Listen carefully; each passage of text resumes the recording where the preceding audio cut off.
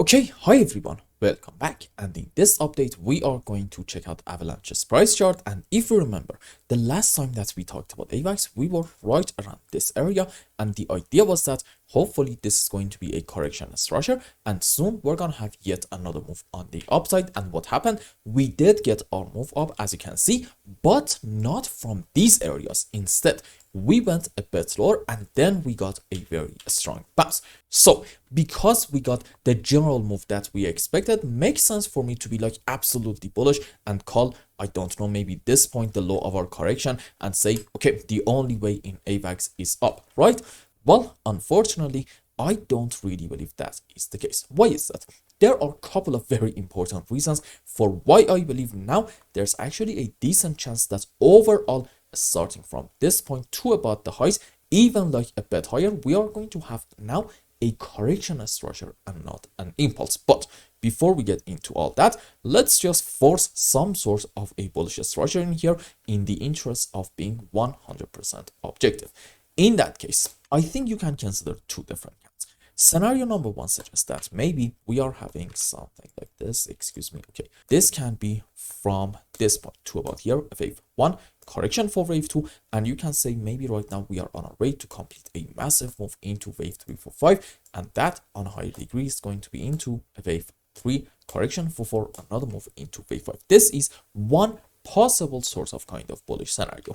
The other count suggests if you want to ignore overlapping of the waves between this move down and also this one, then okay, maybe we are having a 1, 2, 3, 4, 5 wave to about this high, and then followed by that either to about here or maybe around the recent price action, possibly even a bit lower. This whole move is going to be a correction structure, and overall essentially you are having 5 into 1 correction for 2, and what's next? Once more a very strong move up into wave 3 and 4 and 5. So in the interest of being objective, I've done my part. I showed you the bullish cases. However, I think there are some problems in this structure, and also the previous one suggesting maybe we shouldn't necessarily consider this move on the upside as a corrective movement. Problem number one.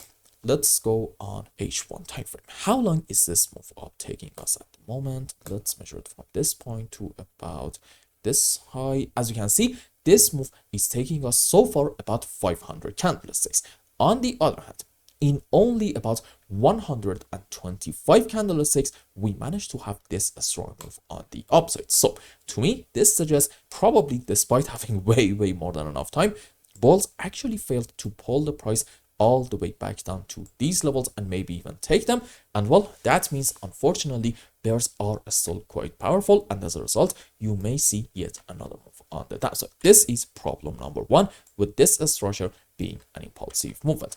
Problem number two, you see, if you want to say that, I don't know, let's say like this is, excuse me, 5 into 1 correction for wave 2, and this is like, I don't know, let's say like another 1 and a 2, then okay, how exactly are you able to find in this recent phase on the upside in Avalanche a 5 wave? Are you going to say, I don't know, maybe this is like a 1 correction for 2 and then wave 3, and in that case, okay, here's a question for you, where is going to be our wave 4 and 5? And even inside of our wave 3 we have some major issues. Why is that? Because are you going to say in terms of the subwaves we're having like a 1, 2, 3, 4, 5? Because you definitely cannot say that. Why? You see, wave 3 in here is clearly the smallest wave, which is a huge no in Helios wave. So essentially this suggests maybe this whole move on the upside in Avalanche, instead of being a 5 wave, is actually a correction structure, meaning what?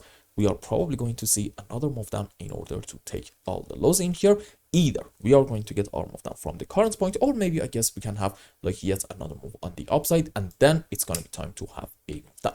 This is yet another very important problem with this structure being 100% bullish. So what is it that I'm trying to say? You see, I'm trying to tell you in Avalanche, overall we are optimistic. Let's not get that twisted. Let's go on H1 time frame and this, excuse me. See, I believe there's like a very high chance that we are having in this whole phase on the upside a 5 wave, and either this is going to be like a 1, 2, 3, 4, 5 to about this point, or maybe a 1, 2, 3, 4, and another move up into wave 5. One way or the other, I do think you are able to find an impulsive movement in this area, meaning there's actually a very high chance, excuse me, what just happened, that this point about $15.5 is going to be our final low.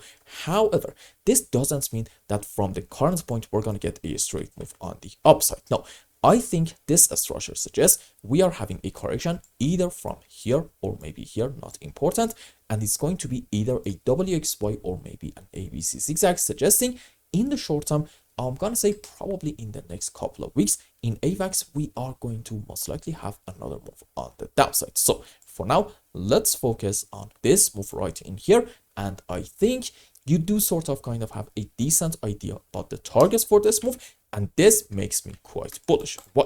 You see, whenever you're having a rather strong move down, maybe like a 5 wave without a lot of overlapping of the waves, and followed by that you get a very slow and choppy move on the upside, makes sense to say, since in this phase bears are actually quite powerful and bulls do not really have a whole lot of power, the next move is going to be a decent one down. But in terms of the targets, you need to actually pay attention to what is going on, for example, in terms of Fibonacci's. If this is going to be a deep move on the upside, and for example, we are going to retrace to about either the 78% or maybe even the 90% level, at that point, you can say, well, okay, seems like that there is a balance between bears and bulls. So as a result of that, if you are going to get another move down, in that move, we may even take the lows down here, but we are probably not really going to go a whole lot lower due to the balance between bears and bulls. Okay, it's very, very important to understand that. And for example, after reaching to about these areas, we can then expect a very strong bounce. And I think this is exactly what's going on currently in Avalanche. You see, let's just measure this move. Okay.